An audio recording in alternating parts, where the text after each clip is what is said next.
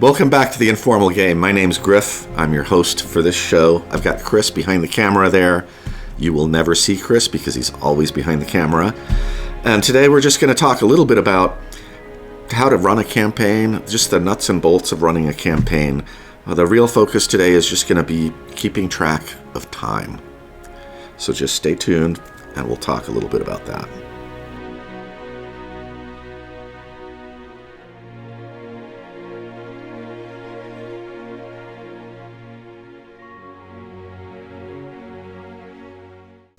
So let's just get right to it. The original books of Dungeons & Dragons from 1974 have just a few sentences about time.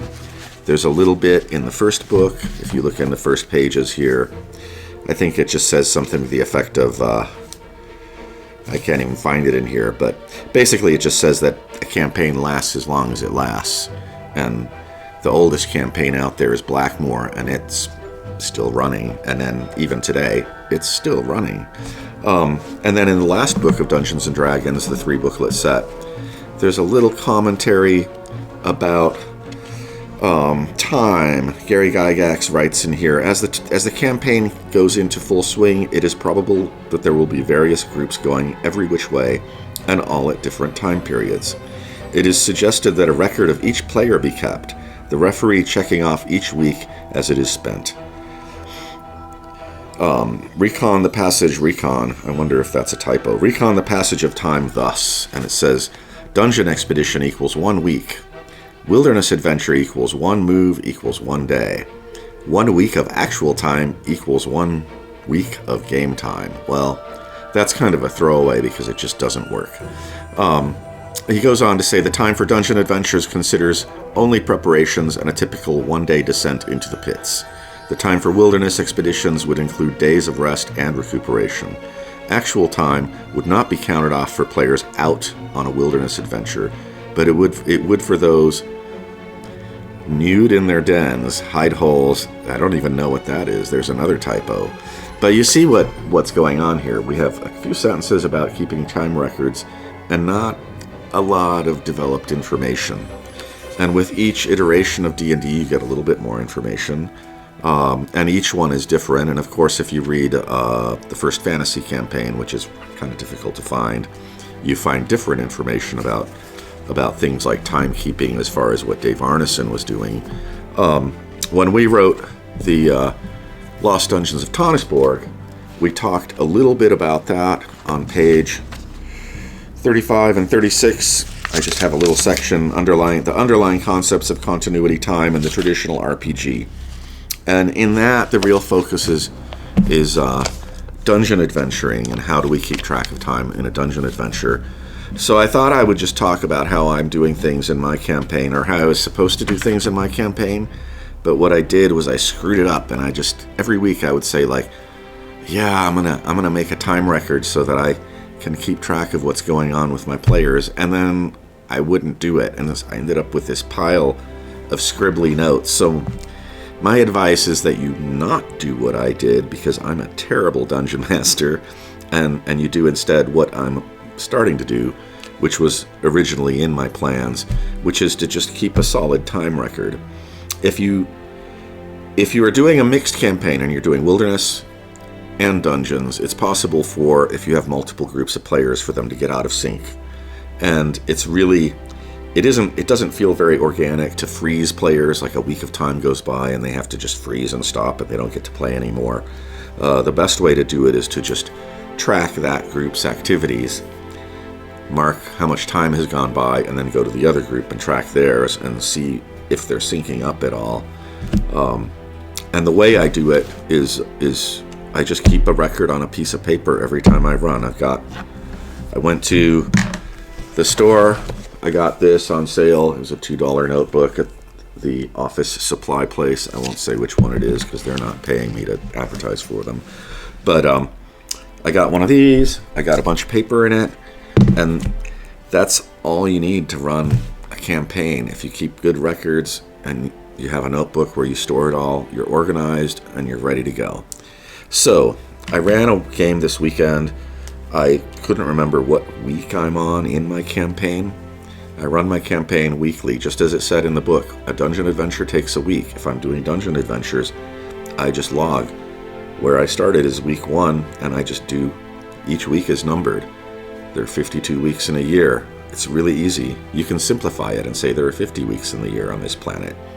And so what I do is I have this piece of paper, and I just write in the upper corner, I write what week it was. I decided that my players were on week 20, so I wrote 20 and I put a circle around it. Then you just write down where the players are located. My players were in Vestfold, but they were going to go to the dungeon in Vestfold, which is known as Tonnisborg. So I wrote Tonnisborg right up here. And you don't need to use fancy brush pens like I'm using. I'm just doing this so you can read it more easily on the screen. I got week 20, I got Tonnisborg. That's really all I need to know. You can get as detailed as you want in this information. You could write a list of characters up here, you know, which character is in the adventure. I run big groups. There can be anywhere from 8 to 20 characters in a party, so I don't really do that. But there, I got everything I need, and I start the adventure. So we go down to the dungeon, and in D&D there are 10-minute turns, whatever game you're using, different lengths of turns, but I just use simple check marks to mark my turns. My players explore.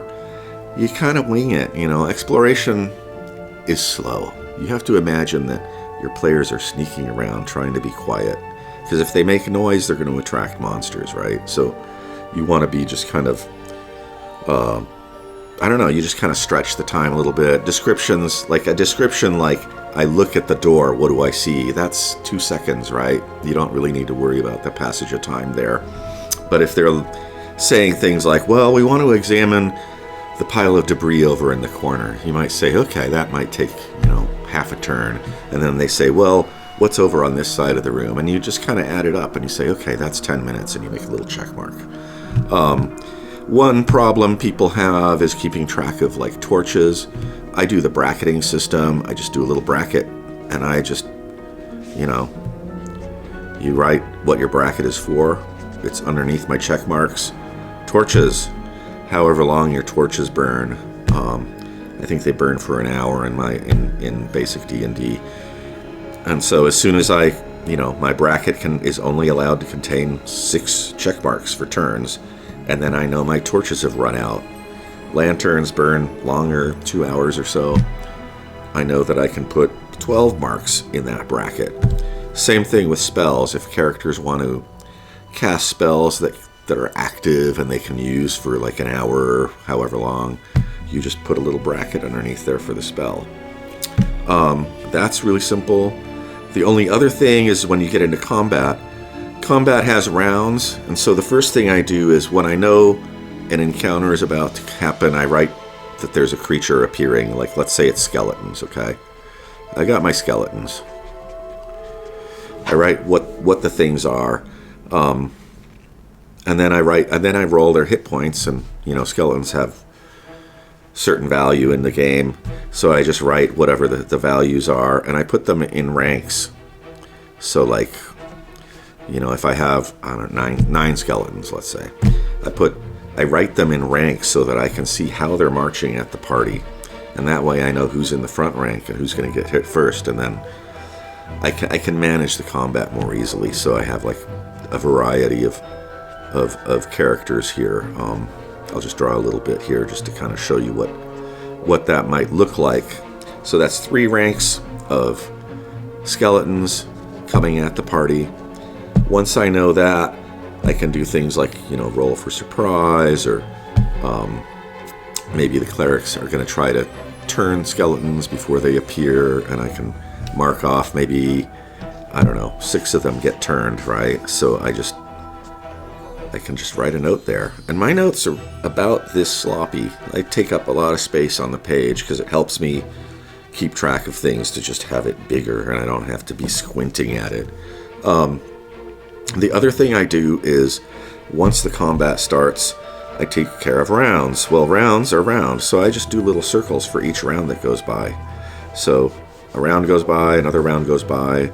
Maybe somebody casts a spell in the 3rd round, and I need to know that spell lasts, I don't know, like 6 rounds, right? So I can do bracketing there, and I can say, I don't know, maybe it's a protection spell or something like that. I can just write that out here, and I know that there's a protection spell active because I've got a bracket for it right here on my display. Trying to think of other things that you need to keep track of. That's pretty much it. The other thing that you have is, I used to always worry about keeping track of time. It just seemed really hard. It's not hard at all, because as the DM, you don't have to be perfect. You can be sloppy. The only thing that matters is that you track time so that you know what resources are being consumed, and you also know how long spells and things like that work. Trying to think of anything else.